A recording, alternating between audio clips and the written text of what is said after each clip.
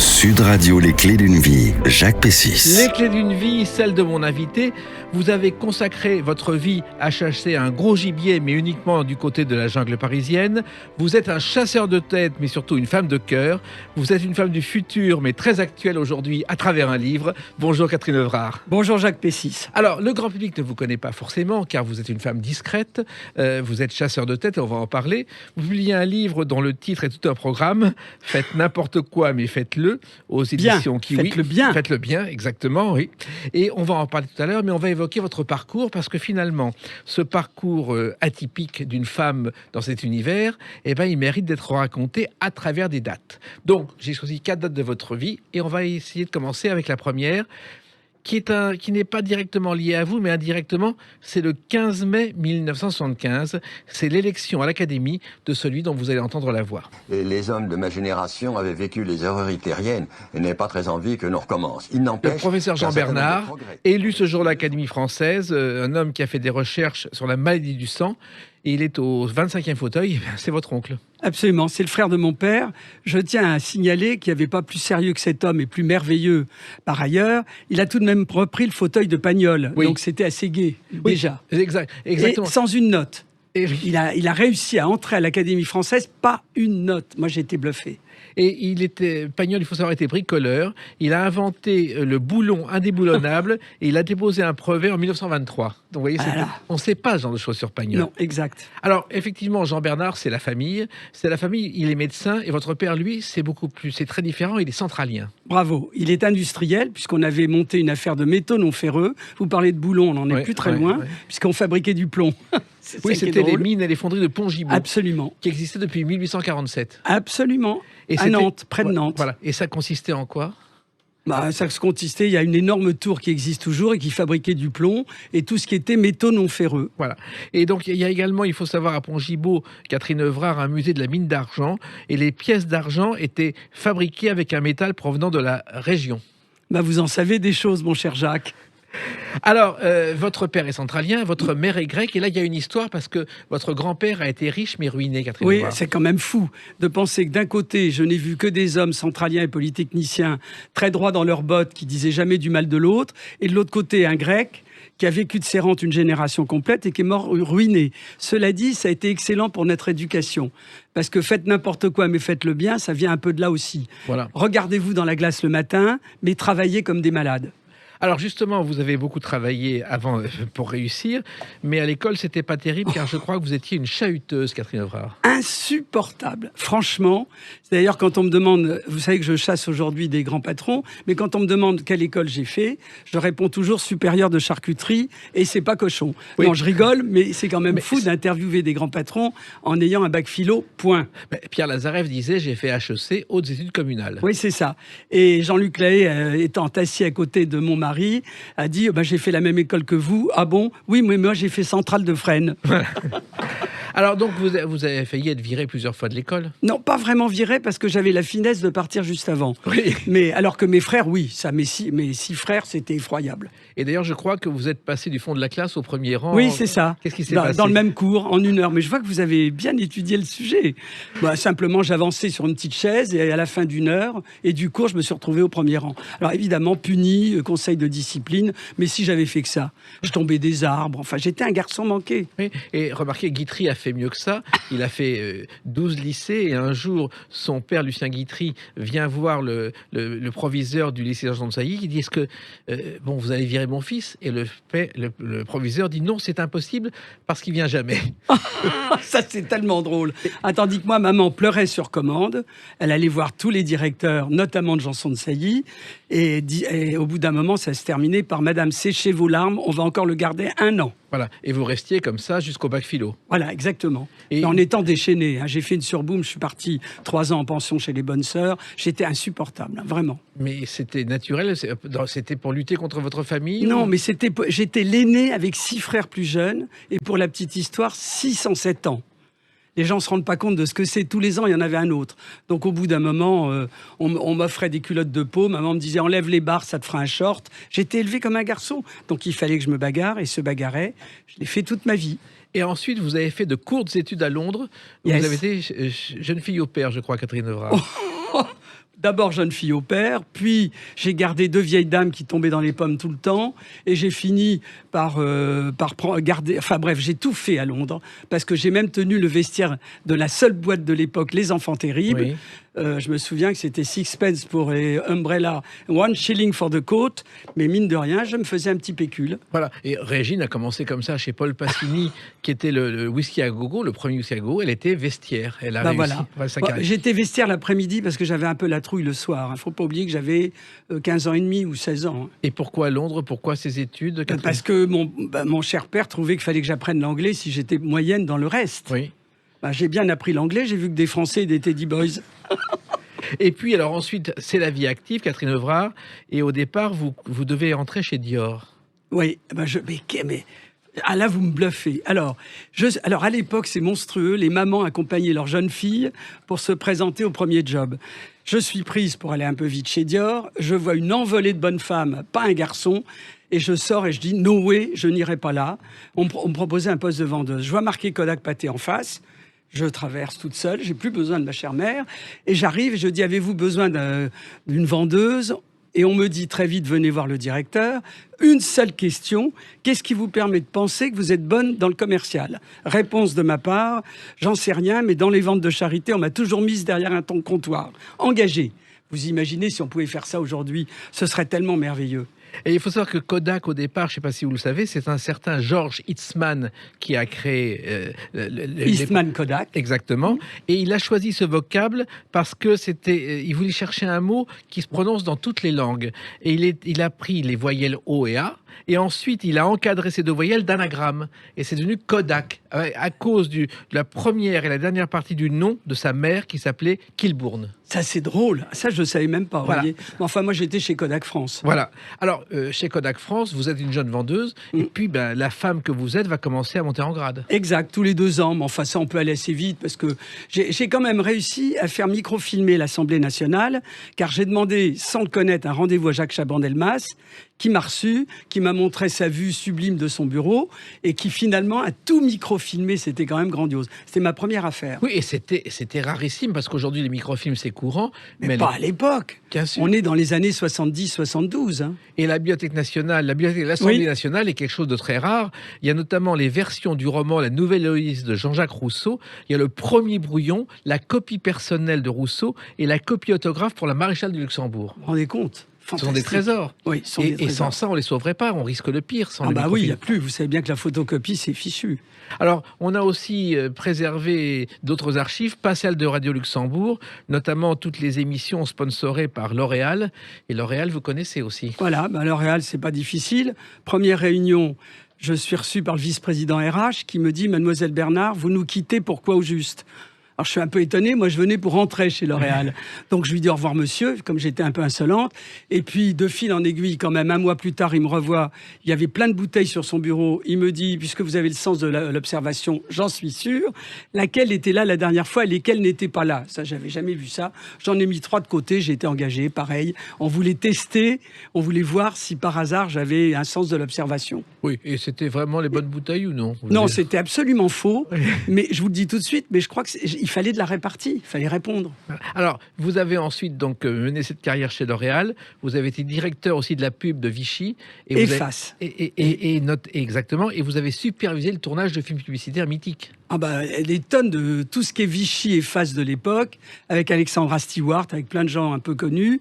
Effectivement, en tant que directrice de la publicité, je supervisais ces films. Et Alexandra Stewart, on l'a un peu oublié, elle a été à la fois une égérie de la Nouvelle Vague, et en même temps, elle participait à l'Académie des Neufs et au jeu de 20 heures avec Maître Capello. Ça, c'est formidable de retrouver des trucs comme ça. C'est quand même grandiose. Et il y avait à l'époque un festival du film publicitaire à Venise, je crois. Oui, j'y suis allé, je sais pas combien de fois. Je peux vous dire qu'à l'époque, il y avait du fric. C'est honteux ce que je vais dire, mais il y avait des bateaux somptueux. On était reçus de façon extraordinaire. Et on regardait toute la journée, toute la soirée des films publicitaires, ce qui n'était pas désagréable. Voilà. Et les films publicitaires, ils ont beaucoup évolué. Et ce qu'on a oublié aujourd'hui, Catherine Evrard, c'est que certains films ont permis à des inconnus de débuter et de, non pas de vivre, mais de survivre. Écoutez. Avec Volkswagen, pas de problème. c'est De Funès. Oh. De Funès a démarré à Paris avec 7 pubs, notamment sur la brillantine, la voiture, Martini. C'est comme ça qu'il survivait. Plein de gens ont débuté avec des pubs comme ça. Ouais, mais attends, attendez, je trouve ça formidable. C'est pas honteux de débuter comme ça. De toute façon, il faut débuter par quelque chose. Et le monde de la pub tel que vous l'avez connu n'avait rien à voir avec celui d'aujourd'hui. Ah C'était non, rien beaucoup à plus voir. joyeux. On riait tellement. Mais c'est ça, c'est ce qui manque aujourd'hui. C'est l'humour. Et on riait et on inventait. Tout était possible. Quand même, on a fait les grands films de ces périodes-là. C'était les films Perrier avec le lion et la fille qui montait sur la montagne. C'était des films hors du commun. Aujourd'hui, toute la série, c'est venu un peu plus tard. De la petite Vanessa Paradis, quand elle a démarré, elle a fait Égoïste, elle faisait tous les pubs Chanel. Alors, c'est plus récent. Oui. Mais quand même, à ce moment-là, on faisait des pubs marrantes. Et il fallait aussi tenir le choc. Et je crois qu'avant de partir en vacances, vous avez mis des scellés sur votre fauteuil. Oui, absolument. Ben oui, parce à cette époque de L'Oréal, c'est pas bien ce que je vais vous dire, mais les filles avaient des fermetures éclairs qui montaient et qui descendaient en fonction du grade du garçon à qui elles parlaient. D'accord. Et moi, il était hors de question de faire ce genre de truc. Et comme chaque fois que je partais, je sentais qu'on voulait mon fauteuil, j'y ai mis les scellés. Et j'ai appelé le PDG de Vichy. Je lui ai dit, venez voir Jean-Pierre, j'ai quelque chose à vous montrer. Et je lui ai montré les croisillons de ficelle en disant, je pars 15 jours, j'aimerais bien retrouver mon fauteuil, c'est tout. Il faut avoir l'imagination de faire ça. Bah, oui, mais c'était surtout gonflé, j'aurais pu être viré, hein, Oui, franchement. mais c'est une époque où si on était viré, on trouvait du travail quand même. Immédiatement, c'est ce que je déplore aujourd'hui. C'est vraiment dommage de ne pas être un peu plus créatif dans la recherche de gens. Mais vous avez surtout trouvé du travail parce que vous fonciez. Parce que Oui, rien ne mais vous je vais vous arrêtait. dire, on a oublié qu'à cette époque-là, les femmes, de toute façon, les femmes de mon époque, elles faisaient une licence d'anglais ou une licence de droit pour de toute façon être secrétaire. Celles qui voulaient travailler. Moi, j'avais des gros doigts, donc incapable de taper sur les touches. Moralité, j'ai fait du commercial. Mais je vais vous dire un truc. Un, on trouvait du travail, mais deux, on travaillait tellement. Eh oui. On travaillait dans la joie, donc on n'avait aucun problème d'horaire. Et vous avez continué, on en parle dans quelques instants à travers une autre date, le 24 novembre 1976. A tout de suite sur Sud Radio avec Catherine Evrard. Sud Radio, les clés d'une vie. Jacques Pessis. Sud Radio, les clés d'une vie, celle de Catherine Evrard, chasseur de tête et auteur de Faites n'importe quoi, mais faites-le bien, des chroniques déjantées chez Kiwi. On va en parler tout à l'heure. Mais on en revient à votre parcours. Donc, on a expliqué comment vous avez débuté. Et surtout, votre quotidien, il passe par un lieu. Et le 24 novembre 1976, c'est une première dans ce lieu. C'est la première du Fouquet's repris par Maurice Casanova, avec Lorraine Jassiot à la Comédie Française, suivi par un grand dîner en l'honneur de Franco Zeffirelli qui a mis cette pièce en scène. Je ne sais pas si vous le savez. C'est le premier dîner du Fouquet's repris par Maurice Casanova. Ouais, mais j'étais tellement jeune à ce moment-là. Vous Je suis venu étiez un pas peu né. plus tard, moi. Voilà. Et il faut savoir que Maurice Casanova, c'est une chose qu'on ne pourrait pas imaginer aujourd'hui. Il dirigeait un club à Paris, le Bilboquet. Le Bilboquet, là j'y allais, hein. Voilà. Rod Ascot. Voilà. Et là, à l'époque, on lui dit un jour, un après-midi, le Fouquet's c'est à vendre. Il appelle le patron. Le soir, il lui dit est-ce qu'on peut se voir? Ils ont signé le soir même. On ne peut pas imaginer ça aujourd'hui. Ouais, impossible. Alors, mais aujourd'hui, c'est la catastrophe. Les bonnes affaires se font rapidement. Vous savez ce que j'ai appris chez L'Oréal? Si on lance 10 produits, mais qu'on en réussit 3, on est le roi du pétrole. On fait plus ça aujourd'hui. Il faut y aller dans tous les sens. Et puis, quand on réussit, c'est génial. Alors, on vous appelle la dame du Fouquet's. Oh oui, Catherine mais Evrard. ça, c'est vraiment dégueulasse. Hein. Franchement, je suis Non, grossière. Il faut savoir que vous êtes la cliente favorite. Vous déjeunez tous les jours ou presque au Fouquet's. Oui, enfin, moi maintenant... Non, mais il ne faut pas oublier que j'ai démarré au fond du Fouquet's, près des rideaux, tout au bout. Le Fouquet's, pour celles et ceux qui ne connaissent pas, c'est une institution parisienne, un restaurant des Champs-Élysées, où vient le tout Paris des hommes d'affaires. Oui, mais il ne faut pas oublier que notre ami Sarkozy a eu quelques petits problèmes à cause du Fouquet's. Oui. Et ça m'énerve énormément parce qu'il était maire de Neuilly, il y venait déjà. Toute sa famille y vient depuis des lustres. Moi, je l'ai toujours vu. Et je rappelle qu'il y a un menu à 68 € dessert, avec dessert. Si pas de dessert, c'est encore moins cher. Donc, je le rappelle parce qu'on a l'impression que c'est le truc exorbitant. C'est une brasserie. Une brasserie Mais où circulent pas mal de gens marrants. Et vous êtes un jour arrivé dans cette brasserie par votre frère, je crois. Voilà, je suis arrivé par mon frère Alain, qui lui avait une boîte de production de films publicitaires et qui m'a présenté. Et après, j'ai plus quitté le Fouquet's, je dois vous avouer. Mais quand j'étais avec lui, j'étais bien placé. Quand j'étais pas avec lui, j'étais près du rideau au fond. Voilà, parce qu'on plaçait les gens comme au théâtre. Voilà, comme au théâtre. Et puis surtout, j'ai mis des années à avoir mon rond de serviette. C'est quoi le rond de Et serviette? ils me l'ont pas piqué. Quand ils sont venus faire flamber le Fouquet's, ils m'ont pas piqué le mien. J'ai un pot terrible. Il y a un rond de serviette avec Ah son nom. Quand on vient un certain nombre de fois depuis des années, on vous donne un rond de serviette en métal argenté avec votre nom. Et vous choisissez ce restaurant non pas par hasard, mais parce que c'est un restaurant stratégique pour le monde que vous observez et que vous vivez. Oui, vous avez raison, surtout maintenant, puisque je suis la première à droite en entrant. Ma table, on peut pas la louper. C'est à Carmen Tessier du Pauvre, ou presque. Non, trêve de plaisanterie. Mais Carmen Tessier, on a un peu oublié qui elle était. C'était la reine des potins de la commère. Voilà. Ça avait été créé aux États-Unis par une fille qui s'appelait Louella Parson. Et Pierre Lazareff a repris le principe. Et cette femme a été la reine de Paris. Quand elle n'a plus rien été, elle a sauté par la fenêtre. C'est assez étonnant. J'espère que ce ne serait pas la même issue. Ouais. Non, mais ce que j'explique régulièrement, c'est que je n'ai jamais fait une seule affaire au Fouquet's et je n'ai jamais interviewé un dirigeant au Fouquet's. C'est pas mon lieu de travail. C'est un lieu rafraîchissant à l'heure du déjeuner où j'invite mes clients, mes futurs clients et parfois des journalistes. Voilà. Et c'est un lieu où on déjeune rapidement. Très vite, 3/4 d'heure, 1 heure. Ah bah sinon, j'y vais pas. Vous savez, mes clients, ils viennent pas si on reste plus d'1 heure. Mais c'est ça, le monde des chasseurs de tête est très particulier. Il faut faire des affaires très vite. Oui, non. Premièrement, il faut faire des affaires très vite, mais normalement, il faut les faire bureau fermé, je rappelle. Discrètement. Ouais. Puisque nous remplaçons 1 fois sur 2 un dirigeant qui ne sait pas qu'il ne va pas être gardé. C'est ça mon métier. Alors ça, on va en reparler, mais C'est surtout... la grande débauche. Les déjeuners d'affaires, il fut un temps, et les bandes dessinées l'ont montré, notamment Achille Talon, où ça durait jusqu'à 5 heures de l'après-midi. Oh, mais ça, c'est pas possible. Alors, il y a quand même une petite anecdote. Quand vous invitez, moi je suis la puissance invitante, quand vous invitez quelqu'un à déjeuner, on ne va pas parler de ça pendant toute l'émission, mais je leur propose un apéro, les 3/4 disent non, femme ou homme. Moi je dis, je vous préviens, je prends une coupette. Dès que je dis ça, ils prennent tous des coupettes. Comme quoi, il faut, vous voyez, un peu faire du teasing. Et puis, effectivement, ce lieu est aussi celui où on a vu les plus grandes stars se promener ou passer un jour ou l'autre. Et vous avez vu tout le monde là-bas, Catherine. Moi, j'ai été 3 fois à côté de Monsieur Mitterrand, 1 fois à côté de Bill Clinton. Ça, c'était hallucinant parce que je voulais pas le croire. Je peux promettre que ça n'était pas son sosie. Et j'ai évidemment parlé, puisque toute ma vie, moi j'ai un problème, c'est que je dis un petit coucou aux gens qui durent 2 secondes. Je lui ai parlé, il a levé son verre en chantant Happy Birthday, enfin je vous passe tous les détails. Il m'a dit des choses très agréables, et je suis parti sur un nuage.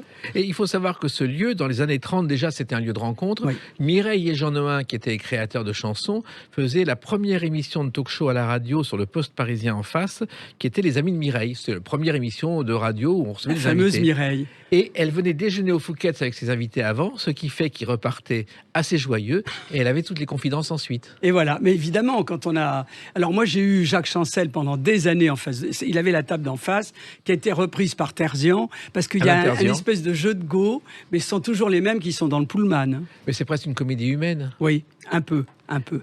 Il y a même Elvis Presley, je crois, qui est venu au Fouquet's. Il y a Elvis Presley, Michael Douglas, enfin, vous pouvez pas savoir tout ce qui a circulé. Il y a eu les chiens de je cherche son nom, mais une femme très fortunée, et le chien de Pierre Berger qui se sont bouffés le nez en plein dans le couloir. Ça a été dramatique, enfin bref, il y a eu des trucs. Mais en même temps, c'est une façon d'observer la comédie humaine, tout ça, pour vous, Oui, Catherine Evrard. c'est quand même assez marrant d'observer, parce qu'on voit des choses, moi qui adore les gens, j'adore l'autre. Donc je regarde, c'est une vraie comédie humaine. Oui, parce qu'on s'embrasse et on se déteste. Ah bah évidemment, on se téléphone, on se fait une bouffe, mais on s'appelle jamais et il n'y a jamais de bouffe. Et c'est un monde justement très fermé, que le grand public ne connaît pas, et qui mérite quelquefois de ne pas être connu d'ailleurs. Je suis pas complètement d'accord, mais et maintenant ça a changé. Hein. Avant, il y avait beaucoup plus de show business que maintenant. Hein. Maintenant, c'est plus business que show. Voilà, c'est comme le festival de Cannes où avant c'était la fête et maintenant c'est beaucoup plus sérieux. Voilà, maintenant c'est quand même sérieux. Hein. Mais il y a des anecdotes au Fouquet's absolument incroyables. Un jour, Pierre Brasseur, qui était un grand comédien, invite à déjeuner 2 personnes. Il voit la note qui est un peu élevée. Il dit rien, il paye et il sort le long de l'allée et il fait semblant de tomber. Il s'accroche à 2 nappes et il fait tomber 2 fois ses couverts. Non. Si. Et on le relève, on dit mais qu'est-ce qui vous est arrivé, monsieur Brasseur? Vous avez un malaise? Il fait non, j'ai été victime d'un coup de fusil. Oh, Il faut avoir de l'esprit pour dire ça. extraordinaire. Attendez. Car vous, l'humour et l'esprit, c'est très important pour vous. Ah oui, mais moi, vous savez, c'est ce qui vous... Dans la vie, tout ce qui vous arrive, si vous avez de l'humour. J'ai été attaqué dans mon immeuble personnellement, à Neuilly, je m'en souviendrai toute ma vie, parce que c'était très dur, il y avait 2 malabars gantés, et bien j'ai eu de l'humour, ils m'ont finalement cassé la figure, mais ça s'est arrêté là. Voilà. Mais Ça n'a pas été dramatique. Mais exactement, mais ça aurait pu mal se terminer. Ah oui, très mal. Et puis il y a juste en face du Fouquet's un lieu auquel vous avez essayé d'entrer, mais ça n'a pas été possible. C'est l'Élysée sous De Gaulle. Oh, mais vous voulez vraiment me faire dire toutes mes bêtises? Mais non, c'est pas des bêtises. Ah oui. Au départ, c'est un cadeau que vous voulez faire. Je veux faire un cadeau à mon père qui est très gaulliste. Ouais. J'achète toutes les mémoires de Gaulle. Je les mets dans un petit paquet beige avec une vieille ficelle et je l'apporte moi-même en mai 68. C'est très précis. Et alors personne ne veut me laisser entrer ni prendre le paquet, vous imaginez. Finalement, En plein événement. en plein événement, mais j'y vais moi-même. Finalement, on prend le paquet. 3 semaines plus tard, on appelle chez mes parents. Et maman, qui avait des farces en permanence de mes 6 frères, a très mal répondu au type qui appelle. Je crois qu'elle lui a dit, alors qu'elle était très bien élevée, et ta sœur, parce qu'elle s'est dit, c'est encore une farce de mes enfants. Au téléphone, c'était l'Élysée. Et c'était l'Élysée. Le monsieur a toussé et a dit, les livres de Mademoiselle Bernard sont prêts, elle peut venir les chercher. Une page entière à mon cher Michel Bernard pour sa tenue pendant la guerre. Parce que mon père avait la Légion d'honneur à titre militaire, ce qui était quand car même... il avait été un des premiers résistants. Voilà. Plutôt oncle Jean, le résistant. Voilà. Mais, et donc, vous êtes allé chercher les livres, et une autre fois, vous avez demandé un rendez-vous au général de Ah oui, Gaulle. mais là, j'ai failli être viré à nouveau. Là, c'était toujours chez Kodak Pathé. Sur ma petite carte de visite, j'avais dit « Serais heureuse que vous lui accordiez un rendez-vous à titre d'information au général. » Oui. Et évidemment, on a appelé... je ne sais plus, un colonel chez nous, chez Kodak, et qui est cette Catherine Bernard qui écrit au général sans y mettre les formes. J'ai failli être viré. Mais j'ai expliqué qu'on était gaulliste, ça s'est calmé. Voilà. Mais il faut savoir aussi que le Fouquet's a failli disparaître. C'est-à-dire que le propriétaire des murs, un Koweïtien, voulait récupérer les lieux. Ah bah oui, il voulait en faire une galerie marchande. Voilà. Et vous êtes mobilisé avec Jacques Lang pour sauver ce lieu. Absolument. Moi, j'ai obtenu je ne sais plus combien de centaines de signatures pour sauver le lieu, parce que c'était quand même scandaleux qu'on en fasse une galerie marchande, alors que pour ceux qui vont ne serait-ce que se balader à l'intérieur du Fouquet's, j'y ai croisé d'ailleurs Charles Trenet, ça va pas me rajeunir, mais tant pis, et je m'en souviendrai toute ma vie, parce qu'il déjeunait très tardivement, il prenait 3 plats ou je sais pas combien. Je suis allé lui parler et je lui ai dit le cri de guerre à Perros-Guirec dans notre maison, c'est la mer. Il m'a dit Perros direct, j'arrive. Textuellement. Oui. Et en fait, il arrivait à 13h et il repartait vers 22h. Voilà. Non, mais j'avais jamais vu ça. C'était fou. Non, il disait je déjeune qu'une fois par jour. Effectivement, il y avait 3 plats. Oui, c'est ça. Et il y avait des carafes de vodka qui arrivaient sur la table, des carafes d'eau avec de la vodka et du cognac et du Cointreau dedans. Oui, mais j'adore cet homme. Alors franchement, pour moi, tous ces disques, je les écoute en permanence. Enfin bref. Mais d'ailleurs, il revient très à la mode. Je l'espère. Et finalement, c'était être là comme une femme au milieu de tous ces gens-là, qui en plus au départ ne pas mépriser la femme, c'était pas évident. Bah, pas du tout. Quand j'ai démarré dans la chasse de tête, on croyait que j'apportais le café et que le chasseur de tête allait arriver. Oui. Qui manque de peau, c'était moi. Alors c'était assez drôle de voir les regards ensuite. Effectivement, vous avez été chasseur de tête. Le grand public ne sait pas exactement ce qu'est un chasseur de tête. On va en parler longuement dans quelques instants à travers une autre date, le 1er janvier 1990.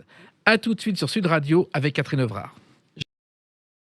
Sud Radio, les clés d'une vie, Jacques Pessis. Sud Radio, les clés d'une vie, celle de mon invité Catherine Evrard. Il y a ce livre, Faites n'importe quoi, mais faites-le bien. Formule impérissable, un livre chez Kiwi dont on va reparler. Et puis, 1er janvier 90, d'après mes renseignements, c'est la naissance de Evrard Consultant. Vous devez non pas chasseuse de tête, mais chasseur de tête. Oui, parce que avec cet oncle académicien, il m'a dit toute ma jeunesse que dès qu'on mettait un nœud, c'était la femme de. Exemple, pharmacien. Si elle a fait ses études de pharmacie, c'est un pharmacien. Alors, je ne parle pas des avocateux, des auteuses et tout ça. Moi, je suis choqué. J'avais entendu dire que seule la maîtresse d'école pouvait se mettre au féminin. Me demandez pas pourquoi, mais c'est ce que j'ai entendu toute ma jeunesse. Moi. Mais ça a beaucoup évolué, pas forcément bien. Oui, mais de toute façon, je vois pas à quel titre on signalerait que c'est une femme à un gros poste. Voilà. Moi, franchement, je vois pas pourquoi. Alors, chasseur de tête, il faut savoir que on appelait ça un recruteur dans le temps, ça vient de l'anglais headhunter. Voilà, headhunter. Et donc, c'est un métier qui s'est développé depuis quelques années. Vous êtes entré un peu par hasard, parce qu'à l'époque, vous étiez chez Procter & Gamble. Voilà. Moi, j'ai passé 8 ans quand même chez Procter comme directeur marketing. Il faut savoir que c'est une grosse boîte américaine. Énorme boîte américaine. Les pantalons écossais, je les appelais comme ça, arrivaient 2 fois par an pour des réunions terribles en anglais. Enfin bref, je vous passe le détail. Mais j'ai tout appris là. Chez L'Oréal, j'ai appris à me battre dans la vie. Chez Procter, j'ai appris à être professionnel. Je refaisais 10 fois les tableaux de chiffres. Je devenais folle. Je déteste les chiffres. Mais au moins, j'ai appris des choses. Bon, et ensuite, effectivement, parti de là, chaque fois que j'allais voir un chasseur de tête, il me demandait pourquoi je l'étais pas. Et je riais, mais vous pouvez pas savoir. Je voulais surtout pas être consultante. Je voulais pas avoir ce métier où vous n'allez pas jusqu'au bout. Et finalement, j'ai monté ma boîte. C'est quand même fou. Hein. Alors, le chasseur de tête, on ne sait pas toujours ce que c'est. C'est quelqu'un qui trouve le bon employé, le bon directeur, le bon PDG pour une société qui en a besoin. Oui, il faut jamais oublier que la chasse de tête, on part du dirigeant qui a un besoin. Et pour ce dirigeant, on débauche les meilleurs là où ils se trouvent. Ça n'est pas l'inverse. Hein. C'est ni la PEC, ni la NPE, ni moi c'est compliqué parce que non seulement je débauche les meilleurs, mais je garantis 1 an de mise en place. C'est-à-dire que si avant 1 an, ils sont virés ou ça va pas, je recommence gracieusement ma mission. J'ai la fierté de dire que j'en ai remplacé 9 sur 1000. Vous voyez, ça me fait plaisir parce qu'on les suit, on les lâche pas, même les grands patrons. On a un service après-vente assez génial. Alors ça veut dire aussi avoir un fichier. Je crois que vous avez un fichier de 17 70 000 noms en fichier. Ben, on vient de fêter notre 1580e recrutement. Tous secteurs d'activité confondus. Ça va du conservateur de la Fondation Louis Vuitton au directeur financier de Thales, de Valeo, des PDG comme s'il en pleuvait, etc. Oui, parce que c'est un métier qu'on ne connaît pas. Les entreprises sont trop occupées pour trouver quelqu'un d'idéal. Non, mais c'est pas ça. C'est que quand on trouve quelqu'un, en général, on en a un. Et dans la chasse de tête, moi, j'en présente personnellement, comme je me suis toute ma vie mise la barre très haute, 3. Et 3, vous avez un vrai choix. Alors, et comment ça se passe? Moi, vous trouvez quelqu'un qui veut changer d'entreprise? Non, je vous arrête, Jacques. Absolument pas. Moi, quelqu'un qui veut changer m'intéresse absolument pas. D'accord. Alors, comment ça se passe? Non, encore une fois, on définit un poste très précis avec le candidat idéal, avec soit un président, soit un directeur financier, soit un DRH, mais avec des patrons. J'ai 2 mois pour trouver 3 bons candidats. Nous appelons 50 personnes qu'on essaye de débaucher. Nous en recevons une dizaine et on en présente 3 aux clients. Encore une fois, c'est dans l'autre sens. Je débauche les meilleurs là où ils se trouvent. Donc j'ai mieux vous dire qu'avec ma voix, on me dit bonjour monsieur toute la journée.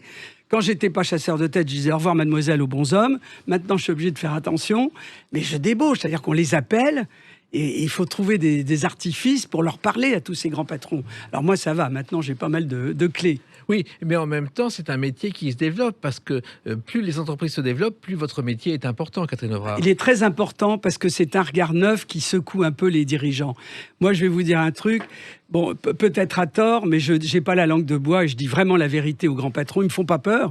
Moi, j'ai démarré au ras des pâquerettes comme vendeuse, mais j'ai quand même vécu dans un monde de patrons. Donc, je suis aussi bien avec le béret basque aux zingues qu'avec des grands patrons. Donc, moi, j'ai pas peur de leur dire que je suis pas d'accord, que j'ai juste un petit exemple, c'est qu'on me demandait, on commence par me demander plutôt une femme. Ensuite, le même grand patron, hein, c'est quand même 4 milliards d'euros, la veille de la présentation, me dit « je veux voir que des femmes ». Moi, j'avais 2 hommes et une femme, j'ai rien lâché, j'ai même pas répondu au mail. Et puis, on a engagé quoi? Un homme. Voilà. Donc, c'est tout ce que je veux dire. Alors, voilà. Ça veut dire aussi que vous êtes ces jours-là à ma place, c'est-à-dire que vous faites l'interview. Voilà, exactement. Moi, je fais une interview d'1h15. J'en suis à 20 000 interviews en tête-à-tête. Hein. Tout ce qui bouge, des petits, des gros, des types qui demandent une bière à 10h du matin, enfin tout ce qui... J'ai interviewé énormément de monde. Et c'est comme ça que vous trouvez les perles rares? Bah oui, au bout d'un moment, vous avez compris un peu qui ils étaient en face de vous. Mais j'adore les outsiders, attention. Je présente toujours 2 dans le profil et un qui a absolument rien à voir avec ce qu'on m'a demandé. Je vous dis, je suis une indisciplinée notoire. Oui, mais en même temps, trouver un patron pour une entreprise, c'est une grosse responsabilité, Catherine Ovrard.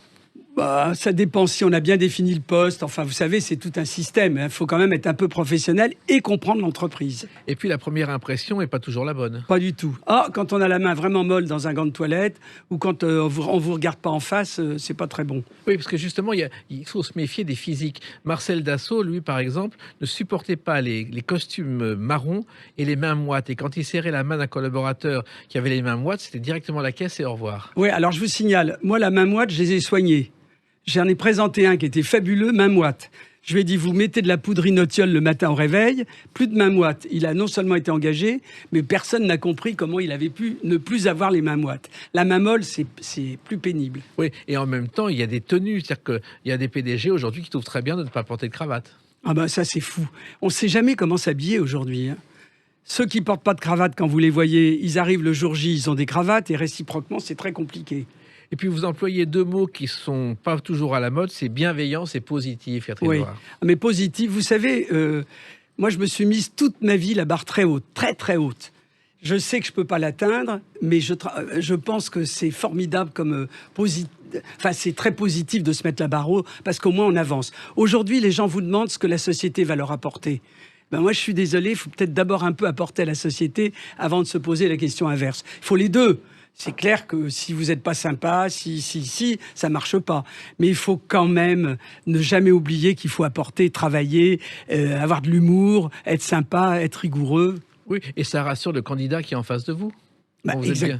Exactement. Quand vous faites bien votre métier, qu'il a un profil de poste précis, etc., il a envie de venir, il veut continuer. Voilà. Il y a aussi ceux qui essayent de vous séduire, de vous draguer pour avoir le poste. Ah oui, ça, vous avez vu ma tête. Est-ce que, les auditeurs la voient pas, mais honnêtement, On a une je chaîne suis quand YouTube. même pas dragué tous les jours. Faut arrêter. J'aimerais bien, mais non. Non, mais en même temps, il y en a qui essayent tout. Oui. J'ai reçu quand même du chocolat, des fleurs, évidemment, comme tout le monde. Voilà. Et il y a souvent des candidats dans les mondes des affaires aujourd'hui qui ont des CV, mais qui sont pas faits pour être recrutés. Ah non, mais il y a surtout des CV mensongers. J'ai eu un type qui avait mis qu'il avait fait HEC, un candidat, je suis grossière. Bon, en fait, il n'avait pas fait HEC, mais il était meilleur que tous les HEC de la Terre. Donc moi, je le présente, mais en dernière position sur mes 3. Et je dis aux dirigeants qui étaient là, attention, j'ai un candidat. En réalité, il n'a pas fait HEC. Est-ce que vous voulez le voir ou pas? Bah oui, on est là, on va le voir. Ils l'ont quand même pas pris parce qu'il avait menti. Bon.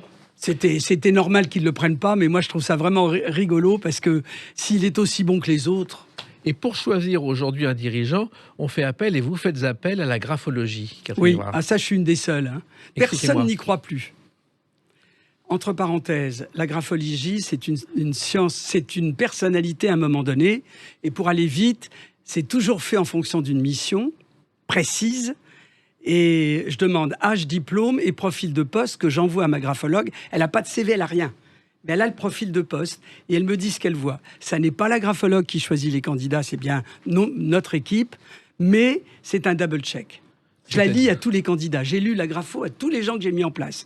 Ils sont bluffés. Quand c'est bien fait, quand c'est une graphologue qui a le plus haut titre, c'est... D'ailleurs, mon cher Jacques, si vous voulez, je vous la ferai. Oui, on va rigoler. Je vais inventer un poste et puis je vais vous faire la grapho. Alors, il y a une chose en revanche qui ne marche pas avec vous, c'est les tests psychologiques.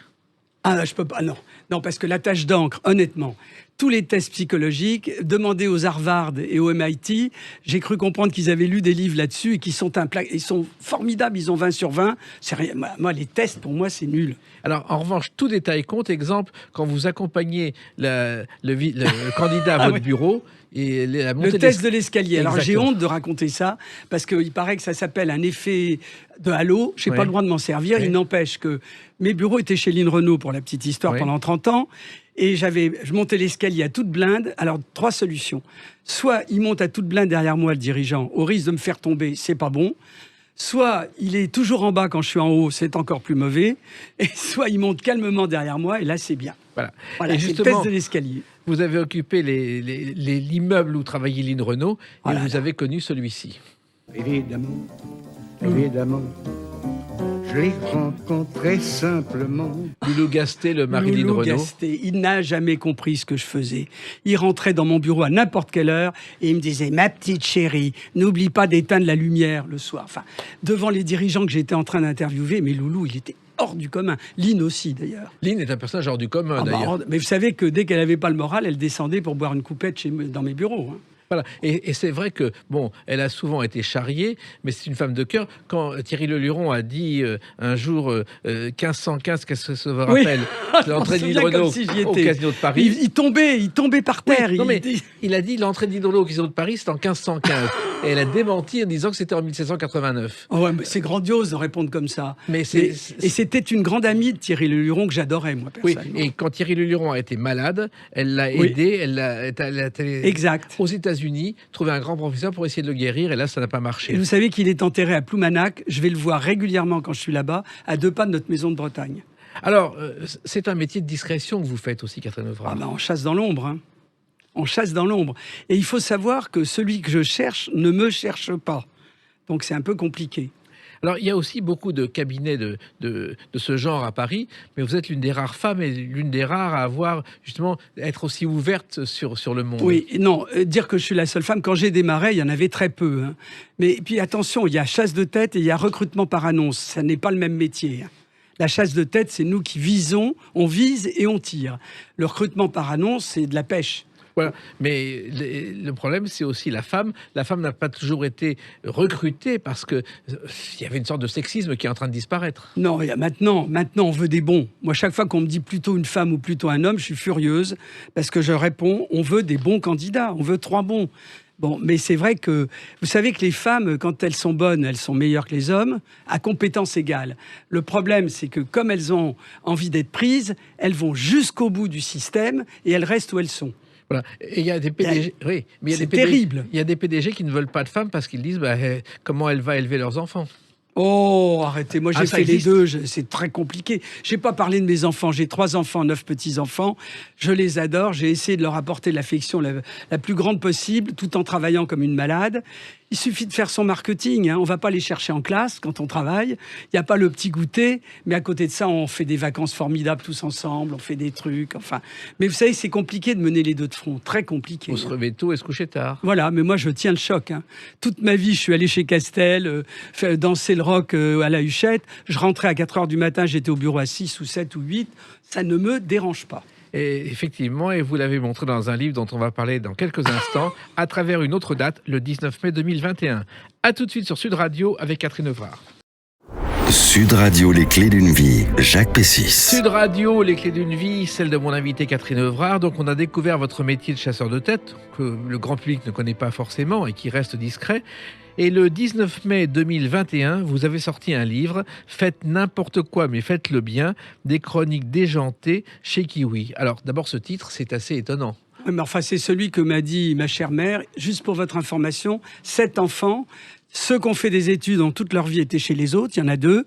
Et ceux qui n'ont rien fait du tout comme moi ont tous monté leur boîte. Voilà. 5 entrepreneurs sur 7. Alors, faites n'importe quoi, mais faites-le bien. Effectivement, c'est très important. J'ai voulu écrire ce livre parce que du jour au lendemain, j'ai quitté les tailles de bureau liées au profit et les moquettes qui s'enfoncent pour aller diriger Actuel. Alors c'est né, je crois, un matin en bas de chez vous. Hein, c'est lié... C'est né parce que Jean-François Bizot vous a croisé un matin. Ah non, mais il faut savoir que Jean-François Bizot, c'était l'ami d'un de mes frères Oui. depuis l'âge de 12 ans. Je le recroise, il a les cheveux longs en catogan, il est légèrement un peu shooté, Oui. et il me dit « Qu'est-ce que tu deviens ?» Ben, je lui dis « Moi, je suis chez Procter, faut que tu viennes. Viens chez moi, dirige, parce que vraiment, il y a le bordel. » Enfin bon, je lui dis « Bizot, arrête de boire, je viendrai jamais. » Il me lâche pas et j'y vais. Alors, il faut savoir qu'à l'époque, Bizot a fondé un magazine underground qui est un immense succès, qui est Actuel. Oui, Actuel, il faut juste savoir, quand je suis parti, c'était 275 000 numéros vendus par mois. C'était un mensuel. Alors, 4 janvier 82, j'arrive chez Actuel. Je finis par dire oui. Hein. Oui, oui. Je me dis, alors chez Procter, ils sont furieux. En plus, ils disent que je pars dans un women's magazine, c'est-à-dire un magazine de femmes, évidemment, parce qu'ils sont un peu machos, alors que c'était pas du tout ça. On a lancé la musique noire, on a lancé les créateurs de mode, on a lancé les peintres contemporains chez Actuel. 4 janvier 82, je me pointe à 8h15, il y a une nana les cheveux rouges en largeur, les jambes allongées sur une petite table, et qui me dit « Bonjour, toi c'est qui ?» Alors déjà, Bizot m'avait dit « Fais-toi ton contrat de travail, j'en ai jamais fait. Oui. » Donc j'aime mieux vous dire qu'il était parfait. Et je lui dis « Je suis Catherine Evrard, je viens travailler avec Bizot. » Elle éclate de rire, elle me dit « Il est parti pour 1 mois et demi au Zaïre. » Je dis « C'est pas grave, montrez-moi mon bureau. » Elle me dit « Ton bureau, mais tu rêves, il n'y en a pas pour tout le monde ici. » Je peux le promettre. Hein. Ouais. Mais toi où tu veux, t'es arrivé tôt. Voilà, ma première matinée d'Actuel. J'y suis resté 4 ans. J'ai fait des impostures. J'ai réussi à obtenir un rendez-vous. Je suis obligé de dire « je » avec Arletty. Quand même, ça, c'est des moments Oui. hors du commun. Arletty a été interviewée, elle vivait à l'époque rue Rémusat dans un petit Absolument, appartement. dans un petit appartement. Elle avait pris sa pose de Wonder Woman. Alors, il faut savoir que Bizot me dit, appelle-la, voilà son téléphone, elle veut pas nous parler. Moi, je l'appelle avec ma grosse voix. Elle me dit, dis donc, Coco, ta voix m'interpelle. Je dis, Arletty, vous pouvez pas nous dire non, c'est pas possible, on arrive. Il a dit, d'accord, mais pas plus de 2. Enfin bref, on est allé interviewer Arletty. Et qui était à l'époque aveugle, mais qui voyait un petit peu. Oh, elle avait vu mes grosses boucles d'oreilles blanches. Oui. Elle me dit, j'aime bien tes grosses boucles d'oreilles. Donc, elle voyait un peu. Un petit peu. Et je l'ai rencontrée à cette époque-là. Elle m'a dédicacé un livre sans le moindre problème. Ouais. Alors, Jean-François Bizot, on va commencer par écouter sa voix. Quant à Bernard Pivot, j'aimerais bien merci. qu'il nous fasse l'honneur d'être punk 5 minutes. Ah, c'est très chanté. Donc, je lui ai amené quelques admirables lunettes. Alors, Quant Jean-François à moi, Bizot, effectivement, au départ, Fils de famille. très riche. Fils de famille, entre parenthèses, il part avec son magot, il vient d'hériter des parents, il part en route vers l'abbé Pierre pour tout filer à l'abbé Pierre. Je rappelle parce que personne ne le sait, ça. Et au dernier moment, grand bien lui a pris, sinon je ne serais pas là, ou en tout cas pas chez Actuel. Et il a dit non, je ne peux pas faire ça, il est reparti avec son magot. Bon, son père était un très grand ponte de Rhône-Poulenc, sa maman, enfin bref, on va pas parler de ça, ça n'a pas d'intérêt. Ce qui a de l'intérêt, c'est que voilà un garçon, moi des gens comme ça, j'ai une admiration sans borne. Il a donné la moitié de sa fortune à des gens pour créer de la musique, pour peindre. Chéri Samba, moi, je lui filais l'équivalent de 200 € par mois pour peindre. Bizot me disait, mais achète-en, t'as vu ce que c'est bien? Je disais, non, j'aime pas. Vous savez combien ça vaut? Le plus petit des Chéri Samba, qui vient d'être présenté à la Fondation Louis Vuitton, 500 000. J'en ai pas acheté un, Bizot, on avait plein les placards. Je suis folle. Alors, Bizot, vous l'avez connu adolescent, Oui. et vous avez fait ensemble quelques joyeuses soirées. Oh là là là là, Playa de Haro, la Costa Brava, il venait avec nous en vacances. Et alors, non, mais je peux pas le raconter. C'était de la folie. C'est-à-dire qu'il y avait des concours de danse très particuliers. Non, mais oui, je vois que M. Pessis me met sur la voie. Alors, Bizot disait, j'offre une coupe de champagne, à l'époque on n'avait pas un rond, on n'en buvait pas, à celui ou celle qui va faire le prochain slow avec le plus laid ou la plus laide. C'est monstrueux de raconter ça. Moi, je gagnais à tous les coups parce que je les allais chercher au camping. Il y avait un camping à côté, je cherchais, je repérais et j'avais à tous les coups ma coupette. Ouais, mais on peut plus imaginer Enfin, vous ça vous rendez aujourd'hui. compte, on peut plus faire ça maintenant, c'est monstrueux. Et de même, je crois que c'est à cause de Jean-François Bizot que vous avez passé 3 ans en pension. Oui, lui, pas vraiment. Non, la pension, c'est venu plus tôt. Oui. J'ai fait une surprise partie, Oui. mais jus d'orange à l'époque. Oui. Sauf qu'il y a eu le frigidaire dans l'ascenseur, les petites Suisses dans le piano. Oui. Et quand mes parents sont rentrés, alors qu'on avait tout rangé, du jour au lendemain, ils m'ont collé pensionnaire 3 ans chez les bonnes sœurs. Voilà. Et c'est vrai que Jean-François Bizot était un personnage très Et particulier. Jean-François, il était hallucinant, mais extraordinaire. C'est-à-dire que lui, je crois qu'il avait une Porsche, et en mai 68, il avait de l'essence. Alors, en mai 68, il garde sa Porsche rue du Ranelagh. Je donne bien les faits précis. Oui. Une vieille Porsche rouge. Il vient chez mes parents, il donne des coups de pied dans les meubles Louis XVI, et il dit à maman, tout ça va disparaître. Et maman, qui avait beaucoup d'humour, lui dit, Jean-François, vous pouvez me suivre? Il suit, et elle le vire de l'appartement. Le lendemain, il était revenu parce qu'on l'aimait tellement. Voilà. Mais c'était un personnage hors du commun. Oh, mais attends, Jean-François, il avait la mèche blonde, il était déjà insolent à 12 ans. Alors, à cette époque-là, vous sortez beaucoup, et il y a des musiciens qui vous touchent comme celui-ci.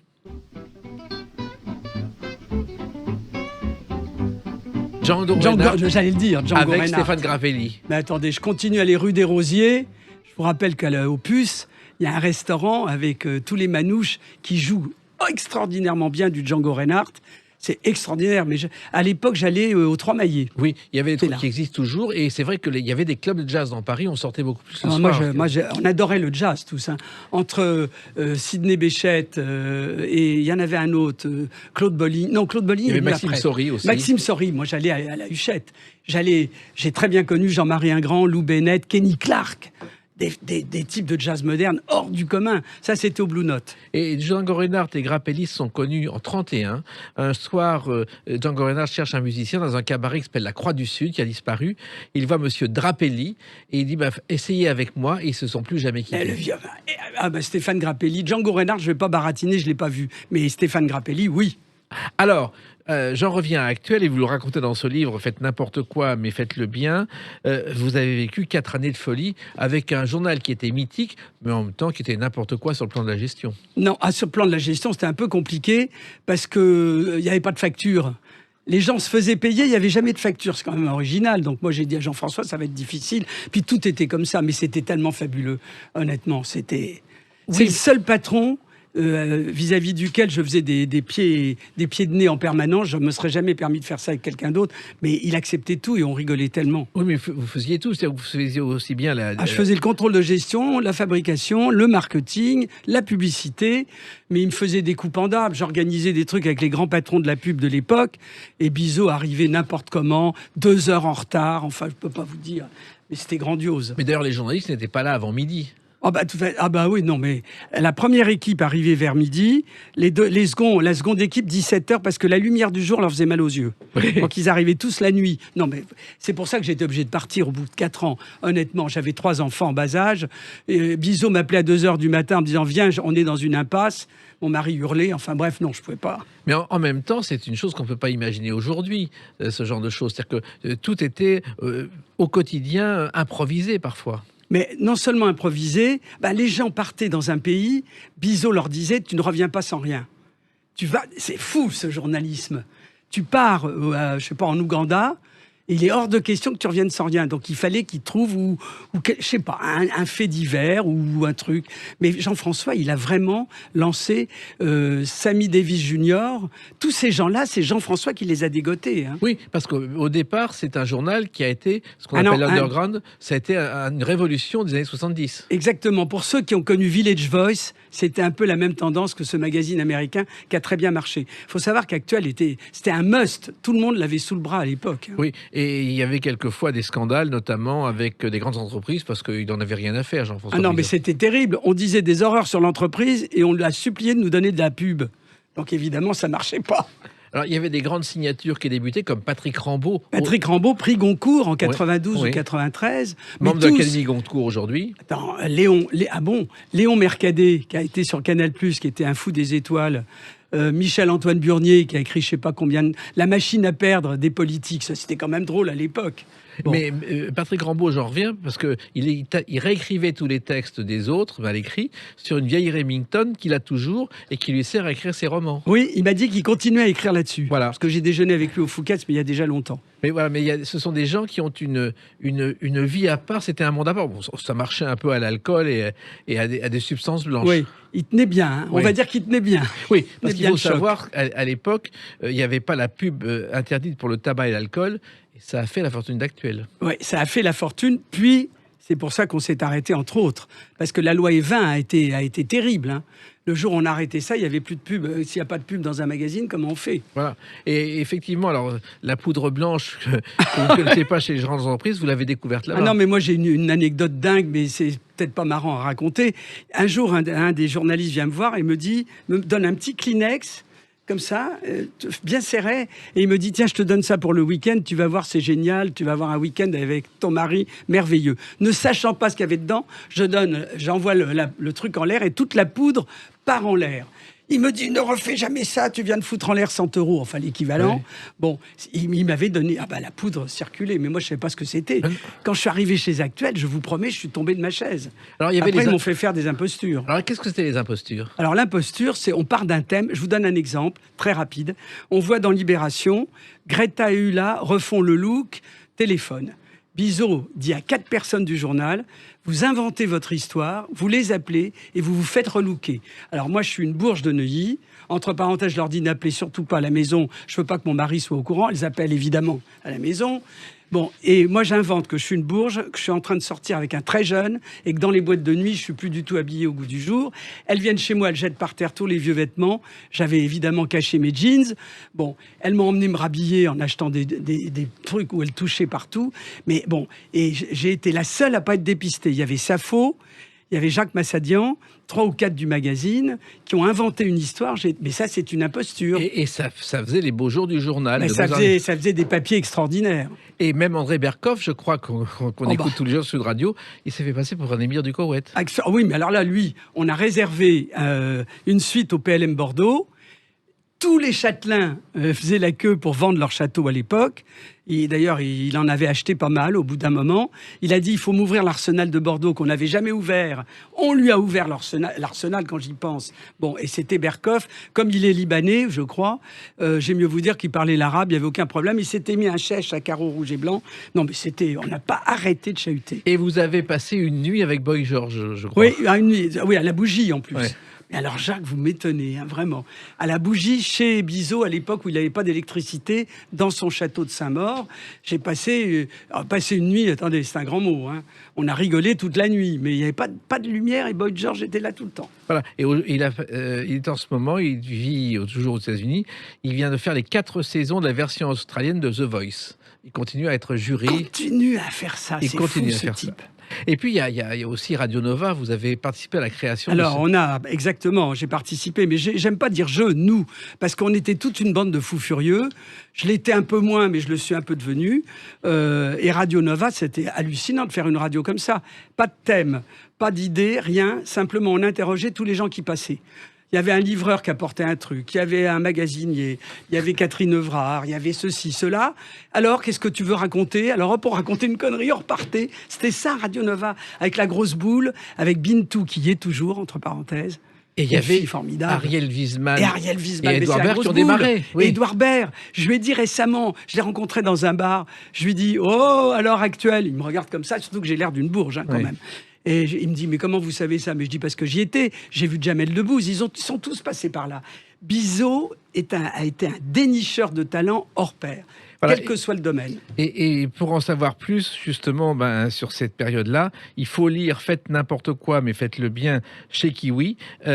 Préface d'André Berkoff, je le précise. Forcément. Voilà. J'étais Avec ce lui. récit d'une époque qui a disparu. Oui, mais lisez, je vais vous dire pourquoi. On a besoin d'air frais, on a besoin de positif, on a besoin des mélos, d'humour, et il n'y en a plus. Alors, Voilà, allez-y. si, il y a des femmes comme vous, heureusement. Merci Jacques. Merci Catherine Evrard. Et les clés d'une vie, c'est terminé pour aujourd'hui. On se retrouve bientôt. Restez fidèles à l'écoute de Sud Radio.